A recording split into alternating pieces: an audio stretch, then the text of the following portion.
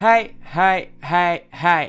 After we've discovered 5 meta builds for Killer and Survivor, I thought it was finally time to take on the off-meta side of things, and today we're gonna discover 5 off-meta builds that you should play right now in Dead by Daylight. And let's face it, off-meta builds and bringing something the Killer doesn't expect is tremendously fun. So let's start with build number 1. Let's start with something fairly easy. Build number 1 is called Double Exhaustion. It consists out of Smash Hit, Life, Windows of Opportunity, and Vigil. Double Exhaustion build always seemed like an odd choice. Normally you're supposed to bring one Exhaustion perk, as these perks are very reliable in extending your chase if the perk you've chosen was used correctly. This build is all about confusing the killer. Revealing one Exhaustion perk to the killer like Life or Dead makes him pretty aware of that perk, and in the next chase he is trying to avoid it by almost any means. For a double Exhaustion build, it makes sense to pick two Exhaustion perks that need a special condition to trigger. Life triggers while vaulting, and Smash Hit while stunning the killer with a pellet. Both need their own unique condition to trigger and therefore synergize better with one another than Sprint Burst and Smash Hit, for example. As this build exhausts you very quickly, Vigil is almost needed to lose that status effect as soon as possible. Vigil, however, could be swapped if one of your fellow mates decides to run Vigil on your behalf.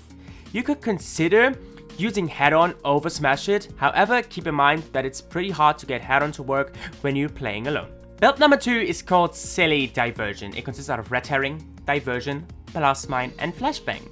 This build revolves all around confusing the killer as much as possible. Whilst being inside the killer's terror radius, Diversion charges. When it's fully charged while crouching, you're able to throw a pebble that leaves a notification for the killer. This, in some situations I might add, can actually help other people that are in chase, but also, if thrown to a window, can make the killer believe that he voted something you actually never did. With the other perks work all well with generators. Blastman and Flashbang need time to activate. Flashbang gives you a Flashbang grenade, which can be used to blind and stun the killer. Blastman is a trap which can be installed to any generator, and once installed it blinds the killer for a short period if he tries to damage the gen the trap was installed to. Red Herring is one of the least picked perks in all of Dead by Daylight and therefore seems like a very odd choice. After entering a locker, the last gen you've worked on will give a notification to the killer. He might now go to that gen and be heavily confused that it only has 2% progress, and let me tell you, when you see that on your screen, it is one of the funniest things in existence. Their build with the name of Silly Diversion is all about enjoyment and simply nothing else. The synergy of this build can be found with Blast Mine, Flashbang, and to some extent with Red Herring. If you want to try out this build however, but don't like the fact that there's no Exhaustion perk, you could swap Diversion for Dead or Sprint Burst, but also you could swap Sprint Burst or Diversion for Red Herring. Build number 3 is called Cant Find Me. It consists of Smash Hit, Parental Guidance, Decisive Strike, and Dance With Me. This build is also one of my go-to builds, not only because I'm finally able to play Parental Guidance, a very underrated perk in my opinion, which makes it so that after stun, scratch marks, and runs of pain are hidden for 7 whole seconds. This makes the killer, by the way, losing more often than you might think. To get Parental Guidance to work, we run Smash Hit and Decisive Strike. The S doesn't need an introduction as it's still a perk that is very common even after its atrocious 6.1 nerf. Smash Hit, however, seems like a long shot. Stunning the killer with a pellet makes you not only gain a 150% speed boost, but also activates guidance. I know that Smash Hit isn't the strongest of perks to run, but in combination with Yoshi's Parental Guidance, it increases its value almost to a never before seen extent.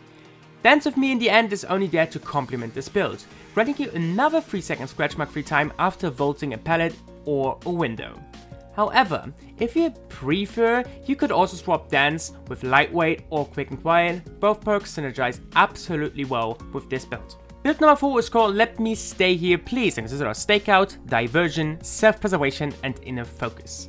This build name says it all. Let Me Stay Here Please is a build that fully revolves around the killer's terror radius. Diversion and Stakeout both charge while being in the terror radius. Stakeout turns good skill checks into great skill checks. By the way, this is tremendously good with Rebecca's new perk Hyper Focus, but I completely digress. Self-Preservation helps you to stay hidden. When another survivor is hit within a 16-meter range, you hide your scratch marks, grunts of pain, and bleeding for 10 seconds.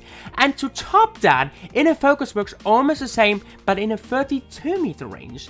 It then shows you the killer aura for 5 whole seconds. That can give you an idea where the killer goes, but also can you help taking protection hits and coming to the aid of the survivor that is just being chased. Further, it shows you all scratch marks from your fellow survivors, as you are trying to hide over time. Either inner focus or self-preservation could be swapped for self-aware. That perk makes you walk 15% faster, while also showing your scratch marks. And the fifth and final build is called the full Unhook Party. It consists of a Slippery Meat, Up the Ante, Renewal, and Sprint Burst.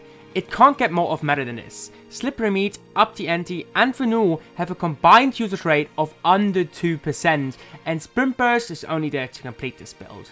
Slippery Meat grants you additional free unhook attempts while increasing the unhook chances by 4%. Up the Ante grants you an additional 3% for each survivor that still remains in the trial, up to 9%. And the fun part about this, and that where the name of the build comes into play, the luck stacks. So each additional survivor that runs Up the Ante can increase the luck in the trial for every survivor, ultimately meaning that you could have a 40% unhook chance per attempt. And the best thing about this is you have 6 of them. This makes it very likely to escape and requires no help whatsoever while unhooking.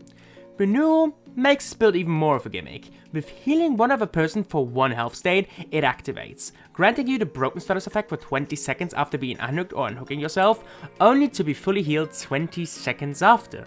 Sprint Burst, as I mentioned before, is only here to complete this build, but to get the 1 required heal more consistently, you could run Empathic Connection or Bond instead.